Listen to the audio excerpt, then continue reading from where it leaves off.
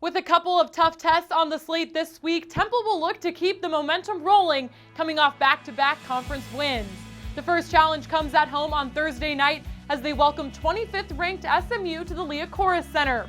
While Temple hasn't achieved the start in conference play that they had hoped for, they have had success twice this season against ranked opponents.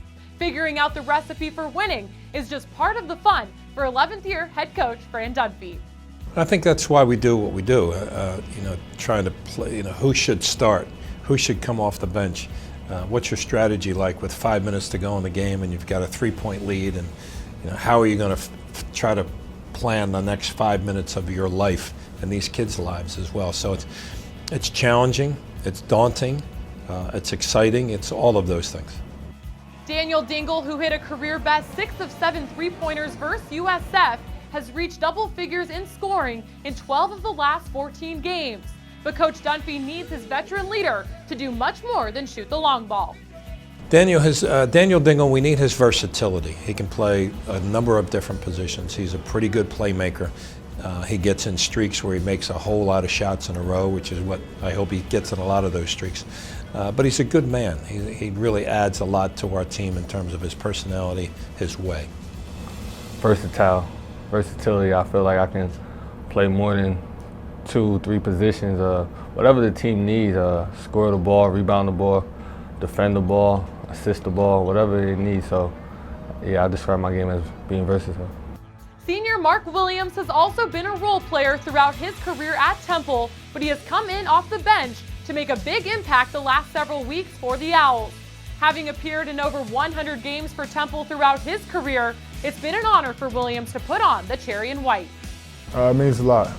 Just when we see guys like Aaron McKee, Lynn Greer, we see the Raheem Matts, all these guys bleed cherry and white, and we love it, So, when we see those guys in the gym, it just lets us know that, even after you leave Temple, you still bleed these colors and you still care for the university. Mark Williams is our most vocal player, and we need that voice that he brings to the table, whether it's on the weak side defensively and he's talking to all the people that are in front of him, or he is leading us in terms of helping a younger player come into our team and understand what the culture is. He needs to provide the history of the culture of Temple basketball. If what the seniors on this year's team have taken away from Dunphy on the hardwood isn't enough, it's the lessons they will remember once they graduate from Temple that may reside the most. First and foremost, great guy, great man. Learned a lot of things from him off the court and on the court. He can be tough on you at times, but you know that it's all for the greater good. Any funny stories about Coach?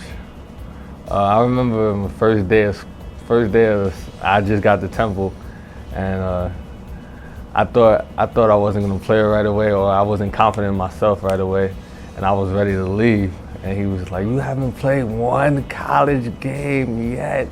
You don't deserve anything.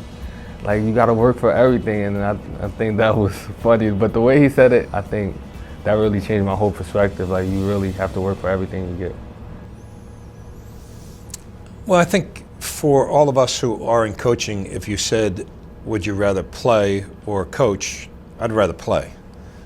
But I can't play anymore, so coaching and getting that competitive fix is what we all need.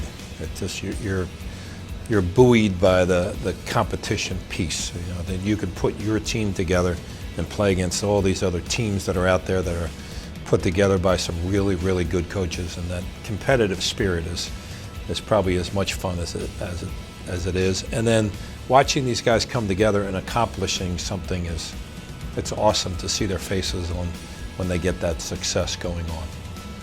While the Owls find themselves below 500 in conference play, they have a chance to pick up 2 impressive wins this week, all starting on Thursday night at home as they welcome the nationally ranked Mustangs to Philadelphia. Tip-off is set for 9 p.m. Eastern on ESPN2. Then they'll hit the road for a Sunday matchup at Memphis. That one is scheduled for 2 p.m. Eastern Time on CBS Sports Network.